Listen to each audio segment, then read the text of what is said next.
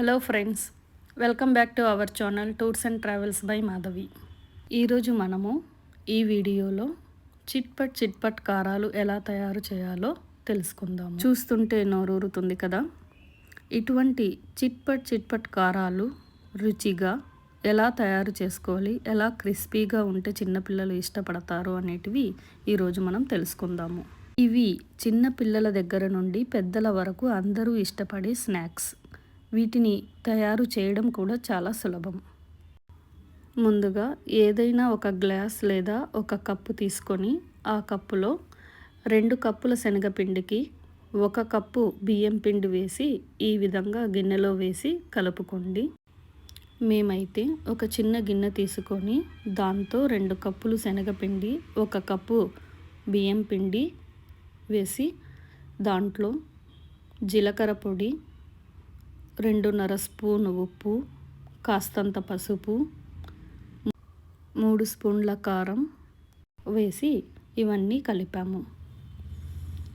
ఇవన్నీ బాగా కలిసిన తర్వాత కాస్తంత నూనె కాగబెట్టి ఆ నూనెను కూడా ఇందులో వేసి కలపాలి. ఒకవేళ మీకు ఉప్పు కారం కనుక ఇంకాస్త ఎక్కువ తక్కువ కావాలంటే దానికి తగిన విధంగా మీరు చూసుకొని కలుపుకోండి. కొద్దిగా సోలా పొడిని కూడా యాడ్ చేద్దాము, ఎందుకు అంటే కారాలు బాగా క్రిస్పీగా వస్తాయి. ఈ వీడియోలో కారాలు ఎలా తయారు చేయాలి అనేది చూస్తే కారాలు ఇంత ఈజీగా తయారు చేయవచ్చునా అని మీరే అంటారు. 3 గంటల నూనెను ఒక గిన్నెలో వేసుకొని కాస్తంత వేడి చేసుకొని ఆ నూనెను కూడా పిండిలో వేసి కలుపుకోవాలి. మరియు 2.5 గ్లాసులు నీళ్లు పోసి ఈ మిశ్రమాన్ని మొత్తం బాగా కలపాలి. ఎలా అంటే మనము చపాతీలు పిండి చేసుకుంటాం కదా, ఆ విధంగా కాస్త గట్టిగానే కలుపుకోవాలి. మరీ జోరుగా కలుపుకుంటే కారం చుట్టలు వేసేటప్పుడు అదంతా ఆయిల్ పట్టుకొని ఆయిలీగా ఉంటుంది. కాబట్టి చపాతీ పిండి మనం ఎలా అయితే చేస్తామో ఆ విధంగా మరీ జోరుగా కాకుండా గట్టిగా కాకుండా కలుపుకోండి.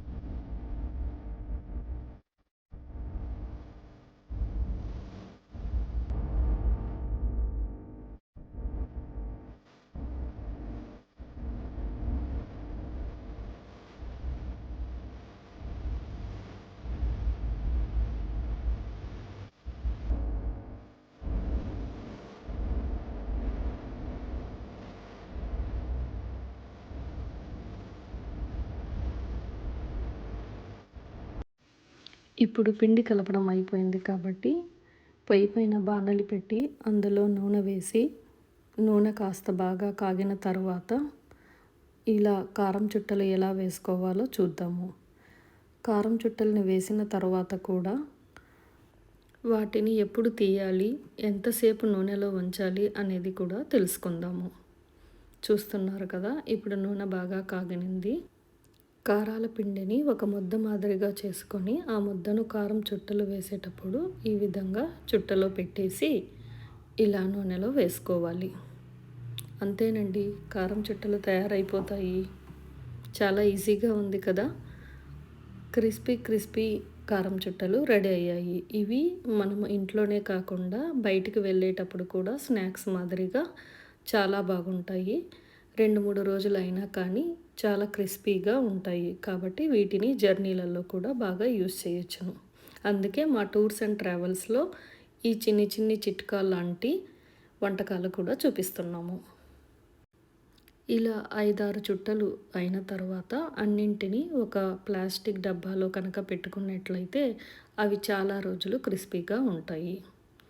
మీరు టూర్‌కి వెళ్ళినప్పుడు కూడా మసాలా బరుగులల్లో కానీ, అన్నంలో కానీ కలుపుకొని తింటే ఇవి చాలా టేస్టీగా ఉంటాయి.